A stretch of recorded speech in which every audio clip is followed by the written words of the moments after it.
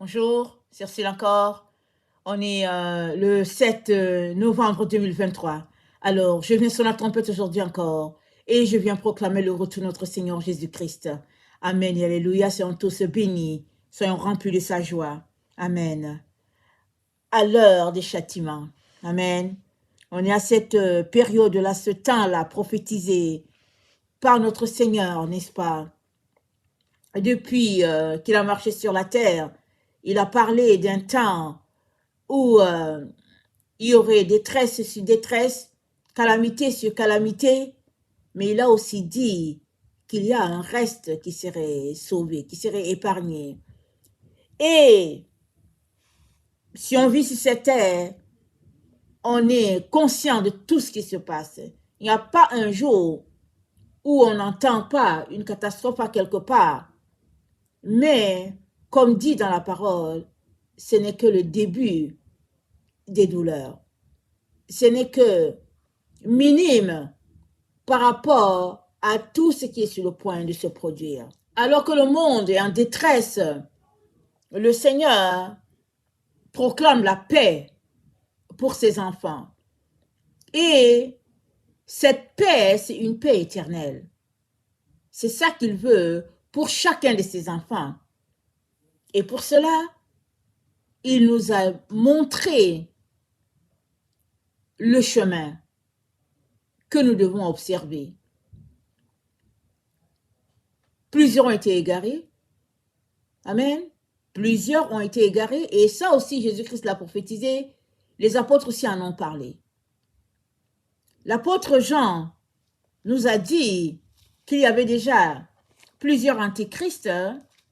Et ça, c'était au 1er siècle. Mais que le temps viendrait où le vrai serait révélé. Et cela correspondrait à cette période-là où l'amour du plus grand nombre diminuerait.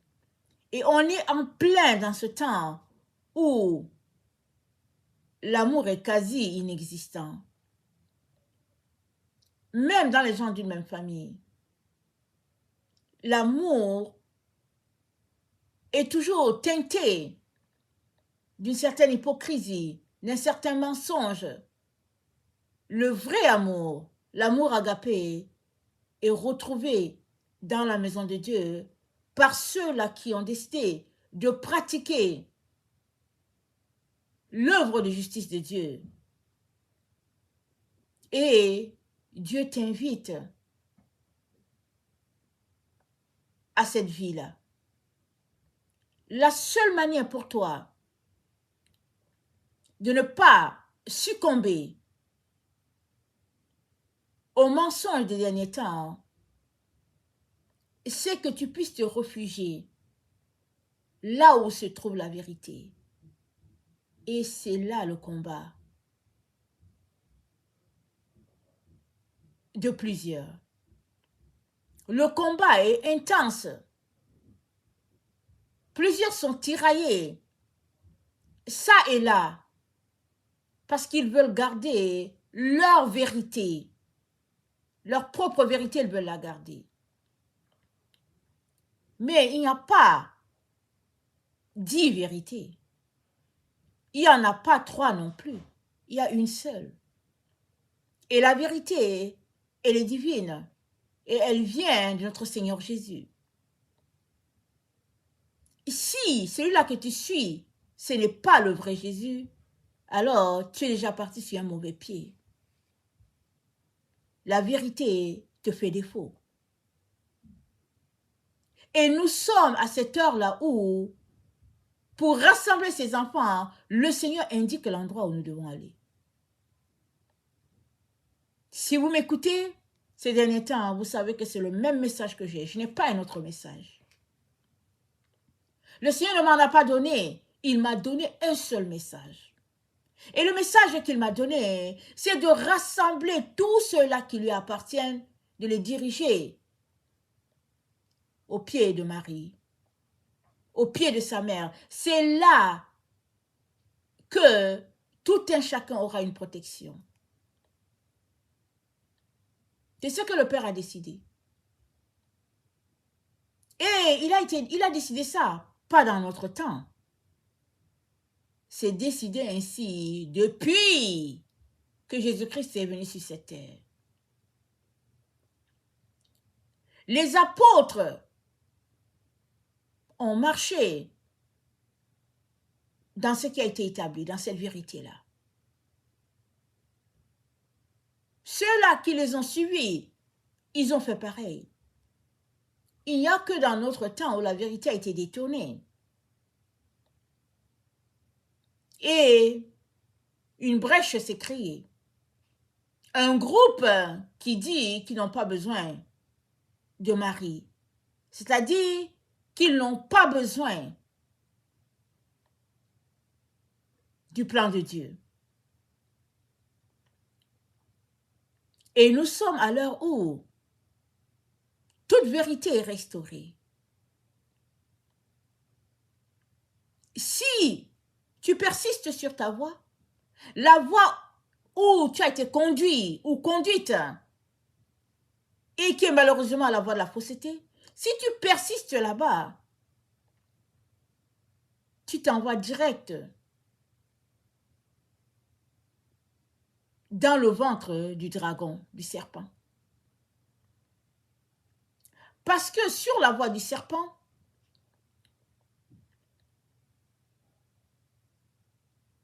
il n'y a que opposition à Dieu et théorie et valeurs des êtres humains qui pensent que, et selon eux, et qui changent les lois de Dieu, qui trouvent que ceci, ça devait être fait, et puis comme si ça devait être fait. Mais on ne peut pas changer les voies de Dieu. Ce que Dieu a établi, c'est divin, ça vient du ciel. La louange que Dieu nous a montrée sur la terre, qu'il a montré à Moïse, l'adoration, la façon de faire le culte, c'est la même manière de faire le culte au ciel. Il n'y a pas une autre manière. Si bien que quand Moïse était devant la présence de Dieu, que Dieu lui montrait le tabernacle, Dieu lui a dit, regarde bien, fais le tabernacle selon ce modèle. Et la même chose, quand Dieu a montré à Moïse comment devait se dérouler le culte, Moïse l'a appris à Aaron, et Aaron l'a transmis à ses enfants et puis aux Lévites, parce que c'est divin. Mais finalement, la structure s'est éclatée. C'est pas en notre temps, peut-être depuis le 3e ou le 4e siècle, ça s'est éclaté. Petit à petit, on connaît le summum dans notre temps, où il y a plusieurs petits groupes éclatés par-ci par-là, professant connaître le Seigneur et puis être le meilleur groupe. Chacun parle pour son groupe, pour dire non, mais nous, on est la meilleure église, on est la meilleure dénomination, on est le meilleur groupe. Chacun essaie de tirer le drap de son côté. Mais toujours est-il que il y a une seule louange, une seule adoration, et elle est fonction du Dieu créateur. L'homme ne peut pas venir changer ce que Dieu a établi. C'est pas possible. Et Marie n'est pas pour les catholiques seulement. Ce sont les catholiques, par la grâce de Dieu, qui ont gardé la vérité. Bon, ceux qui se sont égarés, ceux qui s'égarent, s'égarent. Mais toujours est-il que ce qui se passe dans les églises catholiques, les prières, les louanges, la façon que le culte est fait, ça ne vient pas des catholiques. Ça ne vient pas des êtres humains. Ça vient de Dieu, le Créateur lui-même. Donc, avant de te lever pour critiquer ce qui se passe dans une église, demande-toi qui te parle. Arrête-toi et considère encore ta pensée avant d'ouvrir la bouche, de critiquer, de juger ce que Dieu a établi. Alors, plusieurs enfants de Dieu continuent sur leur voie d'égarement. Au lieu de s'arrêter, chercher la face de Dieu, ils vont voir un leader pour dire, ben voilà, j'ai appris ceci, qu'est-ce que toi tu penses? Et si c'est dans cette voie que tu es, tu n'auras pas toujours la vérité. Parce que tu allais te confier à un être humain. Et si tu es dans le même endroit avec lui, c'est parce que lui aussi il est dans l'ignorance. Il ne peut pas t'aider. S'il savait, il ne serait pas à cet endroit-là avec toi. Ce n'est pas lui que tu consulterais, il ne serait pas là, il serait parti de là. Mais s'il est là, à cet endroit où tu peux le consulter, c'est parce que lui aussi, il a besoin de la révélation divine. Mais le Seigneur Jésus-Christ a dit quoi? Il a dit, venez à moi, vous tous qui êtes fatigués et chargés, et je vous donnerai du repos. Le repos, ce n'est pas dans un être humain. Le repos, il est en Jésus, en Jésus seul. Si tu es fatigué de chercher, si tu es fatigué de questionner, de te questionner sur ce qui se passe, et tu es allé vers Jésus, il est là, il t'attend, il veut juste t'enseigner et faire tomber les écailles de tes yeux. C'est ça qu'il veut faire. Il n'y a pas meilleur ténèbres que les ténèbres de celui-là qui croit qu'il a la vérité.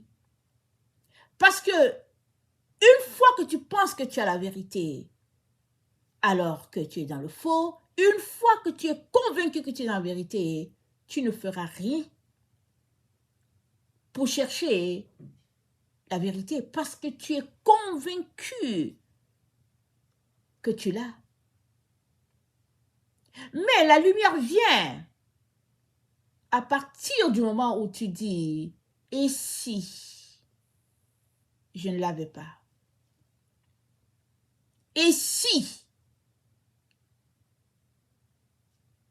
Marie était une figure importante? Et si?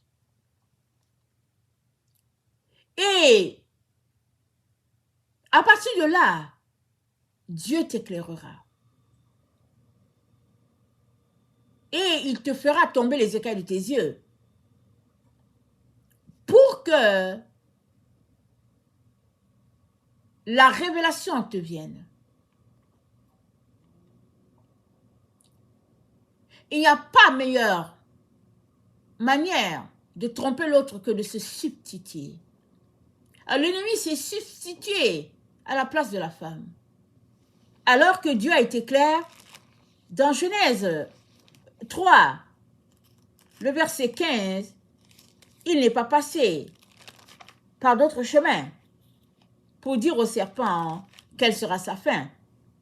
Il a dit au serpent, l'esprit tortueux, il lui a dit, je mettrai une inimitié entre toi et la femme, entre ta postérité et sa postérité. Celle-ci t'écrasera la tête et tu lui blesseras le talon. L'inimitié a été placée par Dieu lui-même. En se substituant, l'ennemi a mis de côté la femme et tranquillement, pas vite, il s'est bâti un empire. Et au nom d'une certaine liberté, d'un certain plaisir, enfin, de louer le Seigneur sans les différentes règles, il s'est imposé dans la vie de plusieurs enfants de Dieu. Certains ont grandi dans un milieu où la louange et l'adoration étaient envers Dieu et que ils avaient des dévotions envers Marie. Ils ont grandi dans ce milieu-là. Mais on leur a fait miroiter autre chose qu'on appelle la liberté. Ils ont dit, enfin nous sommes délivrés. Nous avons été délivrés. Et ils ont appelé cela l'idolâtrie. Et ils ont appelé, là où ils sont tournés, la liberté, le bonheur de connaître Dieu.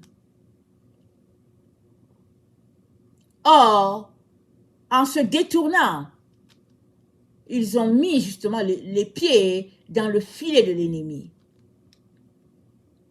Si bien que ils sont confortables dans leur façon de faire le culte, c'est-à-dire pas un culte en l'honneur de Dieu. Un culte dit en l'honneur de Dieu parce que cela satisfait le cœur de l'être humain. Les hommes ont évalué, ils ont dit oui, ce type de culte, ça nous sied. Oui, on peut adorer Dieu comme ça. Et ils ont érigé un culte à leur manière pour Dieu. Mais ces types de cultes-là, qui sont érigés par-ci, par-là, par les êtres humains, c'est ça que Dieu appelle l'idolâtrie. C'est ça que Dieu pointe comme idolâtrie. Parce que ces cultes-là ne sont pas faits comme Dieu l'a établi. Si bien qu'aujourd'hui, le faux est devenu la vérité. Et la vérité est devenue le mensonge. Un culte, c'est en l'honneur de l'Éternel. C'est des liturgies, des prières qui montent en l'honneur de l'Éternel. On ne peut pas changer la façon que Dieu a établie pour satisfaire les êtres humains. Parce que quand tu te retrouves dans un lieu pour adorer, c'est Dieu que tu adores. Ce n'est pas un être humain que tu adores. Et ce que Dieu a montré aux apôtres, ils nous l'ont appris. Et nous, notre génération, nous ne pouvons pas la changer. Nous sommes donc arrivés à ces temps de châtiment, longtemps prophétisés dans l'Apocalypse. Nous sommes dans ces temps-là. Et la personne qui avait parlé ça bien avant tout le monde, c'est le prophète Daniel. Il a dit, dans Daniel 12, on va lire ce qu'il a dit.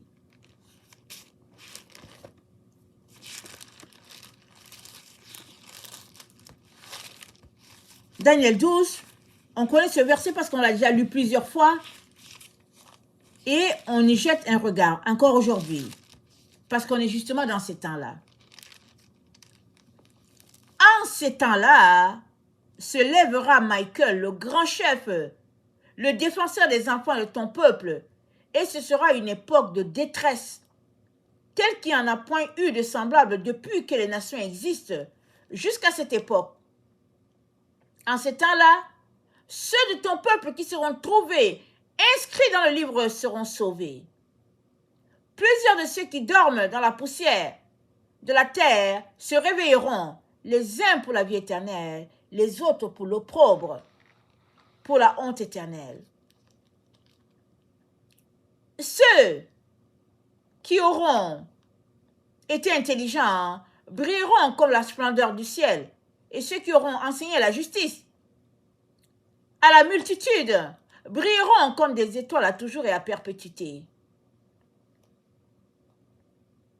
Et nous sommes dans ce temps-là où Dieu seul sait quand le summum va arriver. Mais on peut voir autour que tout est déjà en émoi. Il suffit juste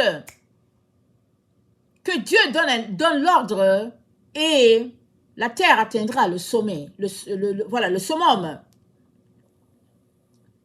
de toute cette détresse-là. Mais avant que l'humanité plonge dans cette période sombre de l'humanité, Dieu te dit, mon fils, ma fille, donne-moi ton cœur. Mon fils, ma fille, change tes voies. Mon fils, ma fille, tourne-toi vers la vérité. Réfugie-toi sous les ailes de celle-là que j'ai appelée votre mère. Réfugie-toi. Là, à cet endroit, tu auras de la protection, tu auras du repos. Parce que tu seras à l'ombre de ses ailes. Mais plusieurs refusent. Un, on leur a prêché un enlèvement. Et on sait tous que on est là sur la terre, tout le monde va passer par ce temps-là. Et pendant que ce temps est en train de mijoter tranquillement, Dieu te dit, donne-moi ton cœur à 100% et pratique la vérité. Sors des voies des hommes. Ces voix qu'ils ont élevées, sors de là. Ces voix que les hommes magnifient, ces voix que les hommes proclament, sors de là. Unis-toi à tous les enfants de Dieu qui appellent sa protection, qui courent à lui pour sa protection. Et pour cela, Dieu nous a donné comment prier. J'en ai déjà parlé. Comment il fallait, c'était important qu'on puisse prier notre rosaire. Il y aurait un seul peuple, un seul Dieu. Mais tant et aussi longtemps que tu restes à l'extérieur avec ta doctrine, ta dénomination, tu es en dehors de l'enceinte désignée par Dieu le Père. Tu te retrouves avec le serpent, malheureusement. Tu espères ne pas être avec le serpent parce que tu aimes ton Seigneur, tu l'adores, tu n'as suivi personne d'autre, c'est lui et lui.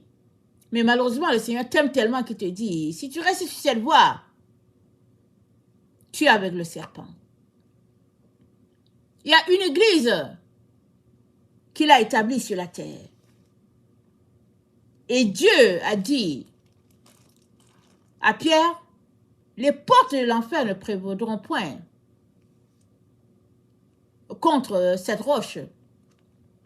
Mais la roche, c'est l'église de Dieu. Et nous savons combien les apôtres ont travaillé pour nous amener la vérité et pour que la vérité demeure. Mais la vérité a été effritée et elle a été mélangée. Finalement, plusieurs sont dans la confusion. Ceux-là même qui ont la vérité ne disent rien pour se défendre. Ils sont là, ils font leur prière et continuent. Mais c'est ceux-là qui ont le mensonge, qui clament haut et fort qu'ils ont la vérité. Et ils le disent à tout bout de champ. Et ils passent le temps à condamner les catholiques. Parce qu'ils sont convaincus que eux, ils ont la vérité. Il te suffit de remonter à l'histoire de l'Église jusqu'au 1er siècle et tu auras le choc de ta vie.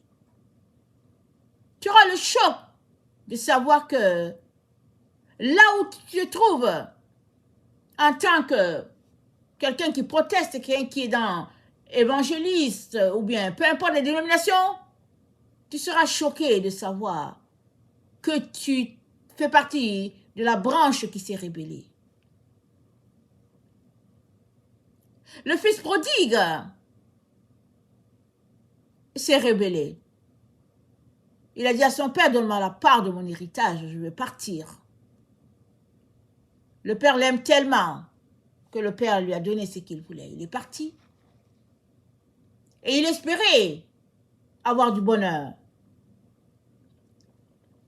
La Bible nous dit qu'il a tout dilapidé. À un moment donné, il s'est rendu compte que même la nourriture qu'il espérait avoir, c'est-à-dire la nourriture des porcs, il ne pouvait pas avoir accès. Et que même les porcs mangeaient mieux que ce que lui, il pouvait manger. Il est rentré en lui-même. Et il a dit, dans la maison de mon père, il y a plein de serviteurs. Il y a la nourriture en abondance. Il dit, je retournerai vers mon père. Je dirai, mon père, j'ai péché contre le ciel et contre toi, je ne suis pas digne d'être appelé ton enfant. Prends-moi comme ton serviteur. Et la Bible dit, sitôt fait, c'est-à-dire sitôt pensé, sitôt fait, il est parti. Son père, qui le regardait loin, l'a accueilli. Et tout est rentré dans l'ordre.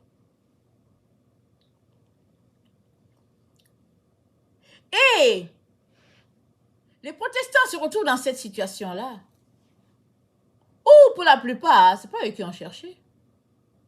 Ils sont nés soit dans des familles qui protestaient, soit ils ont trouvé quelqu'un qui les a conduits là, ceux qui les ont convertis. Et finalement, ils sont arrivés, ils se sont mis à faire comme tout le monde. S'ils ont trouvé que les gens adoraient la tête par en bas, ils se sont mis aussi à adorer la tête par en bas. Si les gens adoraient en levant les mains, ils se sont mis aussi à adorer en levant les mains. Mais, il te revient de connaître la vérité. Parce que la voie de l'égarement, c'est l'opposition à Dieu. Si tu ne connais pas ta source, tu ne sauras pas où est la vérité, où est le faux. Tu as besoin, en tant qu'individu, de toujours savoir où est-ce que je suis, dans quelle compagnie est-ce que je travaille. Au fait, quelles sont les attentes vis-à-vis de moi dans cette compagnie? D'ailleurs, la compagnie, elle appartient à qui? Il est important de toujours chercher la vérité.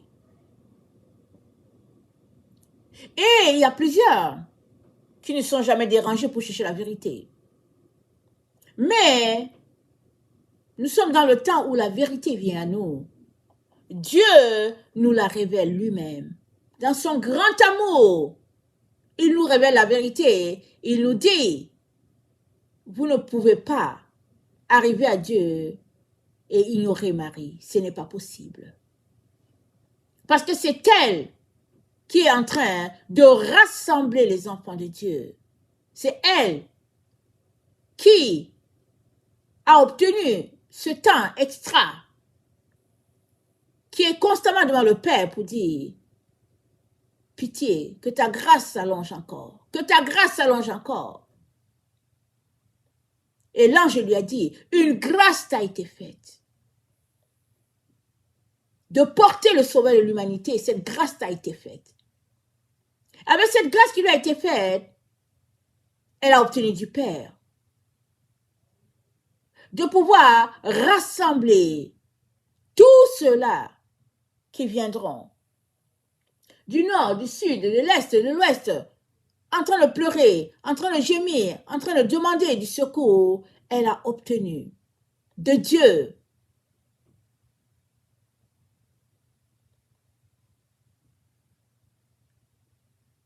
de les encadrer, de les protéger. Tu ne peux pas, avec ta tête d'être humain, comprendre ce qui se passe spirituellement, sauf si Dieu te révèle les choses. Tu ne peux pas tirer tes conclusions.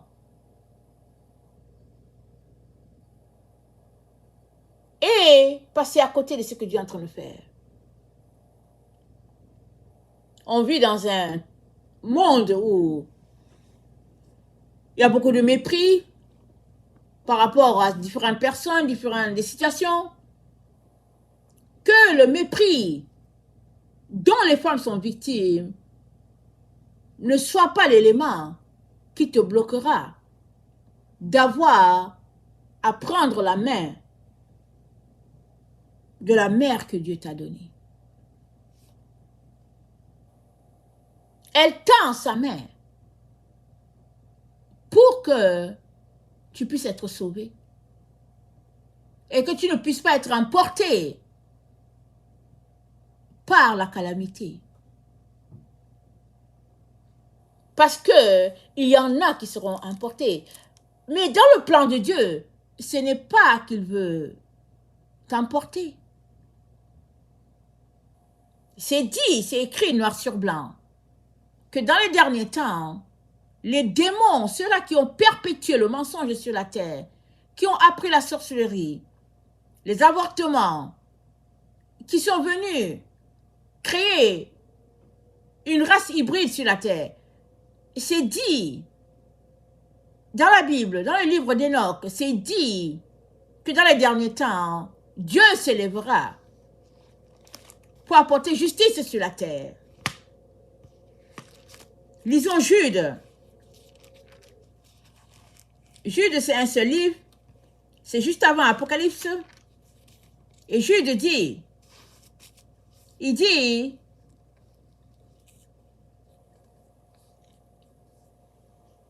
au verset 5, je veux vous rappeler, à vous qui savez fort bien toutes ces choses, que le Seigneur, après avoir sauvé le peuple et l'avoir tiré du pays d'Égypte, fit ensuite périr les incrédules, qu'il a réservés pour le jugement du grand jour, enchaînés éternellement par les ténèbres, les anges qui n'ont pas gardé leur dignité, mais qui ont abandonné leur propre demeure. Et que Sodome et Gomorrhe et les villes voisines qui se livrèrent comme eux à l'impudicité et à des délices et à des vices, contre nature, sont donnés en exemple, subissant la peine d'un feu éternel. Verset 14. C'est aussi pour eux qu'Enoch, le 7e depuis Adam, a prophétisé en ces termes, voici le Seigneur est venu avec des saintes myriades pour exercer un jugement contre tous, pour faire rendre compte à tous les impies parmi eux de tous les actes d'impiété qu'ils ont commis et de toutes les paroles injurieuses qu'ont proférées contre lui les pécheurs impies. Ce sont les gens qui murmurent, qui se plaignent de leur sort, qui marchent selon leur convoitise, qui ont à la bouche des paroles hautaines, qui admirent les personnes par motif d'intérêt.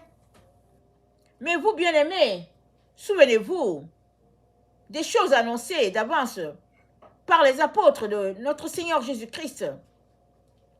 Il vous disait qu'au dernier temps, il y aurait des moqueurs marchant selon leur convoitise impie. Ce sont des hommes qui provoquent des divisions, hommes sensuels n'ayant pas l'esprit. Mais pour vous, bien-aimés, vous édifiant vous-même sur votre très sainte foi et priant par le Saint-Esprit, maintenez-vous dans l'amour de Dieu en attendant la miséricorde de notre Seigneur Jésus-Christ pour la vie éternelle. Maintenez-vous dans l'amour de Dieu. Dieu, dans ce temps de châtiment, vient pour juger les anges déchus. Mais tous les humains qui auront suivi leur voie, périront avec eux. Mais toi qui dis que tu es enfant de Dieu, qui te réclame enfant de Dieu, Dieu te dit, si tu restes là où tu es, tu serais compté parmi les méchants. Parce que la voie que tu suis, c'est une voie clopin-clopin. Un peu avec les hommes, un peu avec Dieu. Et Dieu te dit, sors de là pour épouser parfaitement la voie de Dieu, celle-là qu'il a établie. Mais si tu persistes sur ton chemin, sur ta voie, alors tu seras tout simplement compté parmi les ennemis de Dieu et tu périras avec eux. Voilà pourquoi ton Dieu t'appelle à la repentance, comme a fait le fils prodigue. Tu peux dire, oh oui, lui, c'est lui qui est parti. D'accord? Mais toi, tu t'es retrouvé dans cette situation, alléluia, que maintenant tu es informé que tu es sur le faux. Quand tu conduis et que tu arrives à un cul-de-sac, est-ce que c'est toi qui as placé le cul-de-sac? Non. Tu as conduit et puis tu t'es trompé, tu es arrivé et puis ben voilà, le cul-de-sac est là. Que fais-tu? Fonces-tu sur les murs de béton? Fonces-tu sur la forêt? Non. Malgré toi, tu fais demi-tour. Et Dieu te dit de faire demi-tour. Et le plus rapidement possible. Parce que les temps sont comptés, les heures sont comptées. C'est ça qu'il te dit. Reprends le bon chemin. Et ça va nécessiter pour toi de commencer à demander pardon à Dieu. Parce que tu as jugé ce que tu ne connaissais pas, tu as critiqué, tu as insulté, tu as généralisé ce que Dieu a établi sur la terre, tu as jugé, tu as trouvé que ce n'était pas conforme. Oui, il y a des prêtres qui se sont égarés, qui mènent une vie entre deux, comme ça existe dans toutes les dénominations. Des gens qui mènent une vie clopin-clopin. Mais ce n'est pas à cause de ceux qui se sont égarés que tu vas continuer de marcher sur la voie fausse. Ils se sont égarés, prie pour eux pour qu'ils reviennent de leur mauvaise voie. Mais toi, crains pour ton âme. Crains, tremble pour ta situation. Parce que le même qui va juger les autres qui sont égarés, c'est le même qui va te juger. Alors si, sur la base de ce que l'autre a fait, tu demeures sur la mauvaise voie, tu n'es pas différent de l'autre.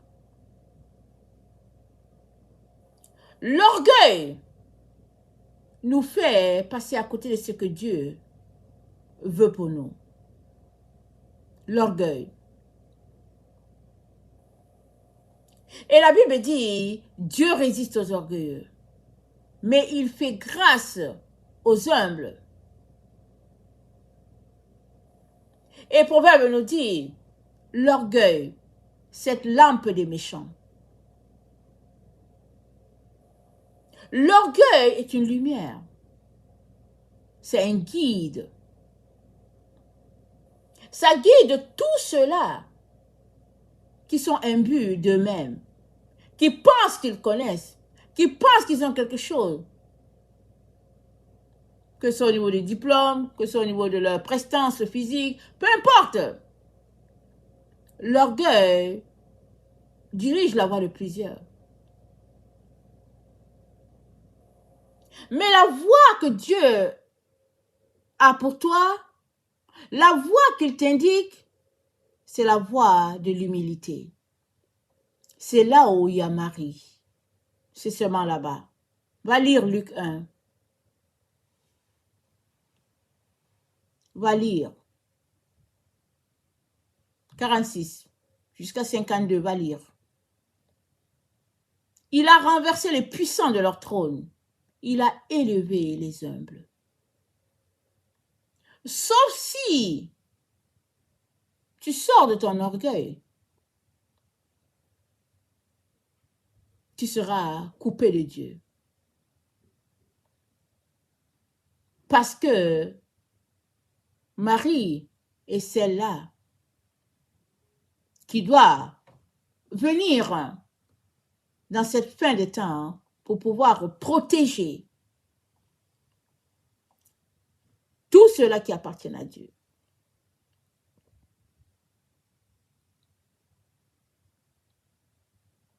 C'est une équipe qui travaille au ciel.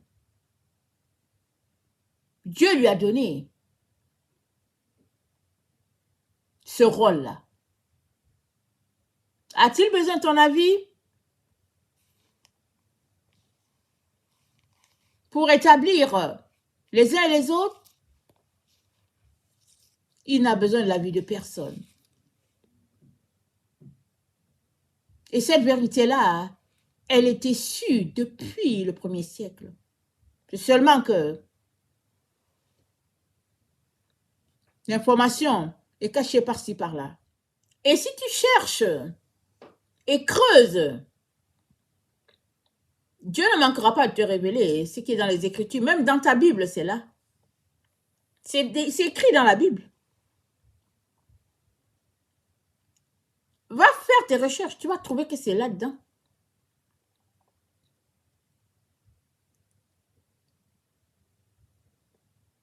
Mais comme le serpent oppose la femme, elle est présentée comme l'ennemi. Le serpent est élevé avec sa doctrine, avec sa façon de faire. Et celle-là qui a reçu la grâce, l'honneur par notre Dieu est mise de côté par plusieurs.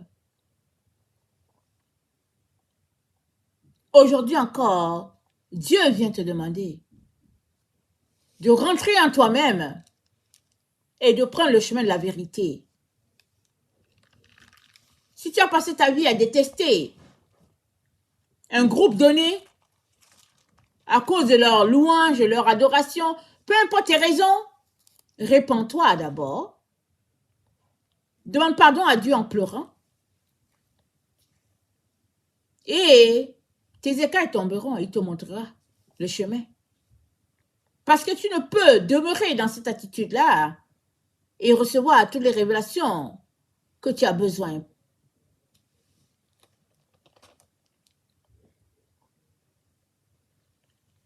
Nous sommes dans les temps périlleux, les temps annoncés, nous sommes là dans ces temps-là. Et Dieu, dans son grand amour, garde la porte ouverte afin que tu puisses entrer. Ne reste pas sur l'endos de la porte. Ne reste pas là. Viens et entre. Mais sache que tu entres dans la maison de Marie. C'est la maison que Jésus-Christ allait préparer pour chacun d'entre nous. Tu ne veux pas de cette maison? Ben, tu n'auras pas de maison. Tu seras dans les ténèbres dehors. Il y aura les grincements dedans. C'est là-bas que tu seras. Parce qu'il y a une seule maison. Il n'y a pas 10. Dieu nous parle d'une seule maison. Cette maison, c'est son temple. C'est sa gloire, c'est sa raison d'être. La raison pour laquelle Jésus-Christ est mort.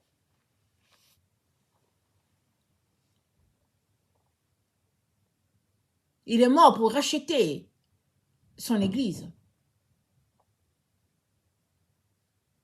Il n'y a pas 1000 églises, il y a une seule. Et elle est conforme aux normes du Père, à ses valeurs, à ses principes. Elle est conforme, cette église-là, à la lumière de Dieu.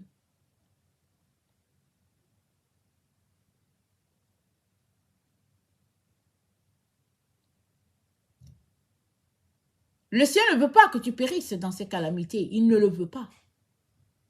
Il veut pour toi la vie. et il ne cesse de t'appeler à quitter le plus rapidement la voie de la fausseté. Parce que alors que tes yeux s'ouvriront pour dire, hé, tiens, c'est la voie du serpent, il sera trop tard. Il sera trop tard pour toi. Alors que maintenant, les calamités ne sont pas en train encore de s'abattre sur toi, va te réfugier au pied de Marie. C'est là-bas que tu auras ta protection. C'est l'endroit que Dieu indique pour quiconque veut la protection dans les temps dans lesquels nous sommes. Que le Seigneur bénisse sa parole. Maranatha, Jésus revient. Amen et alléluia. Soyons tous bénis. Amen.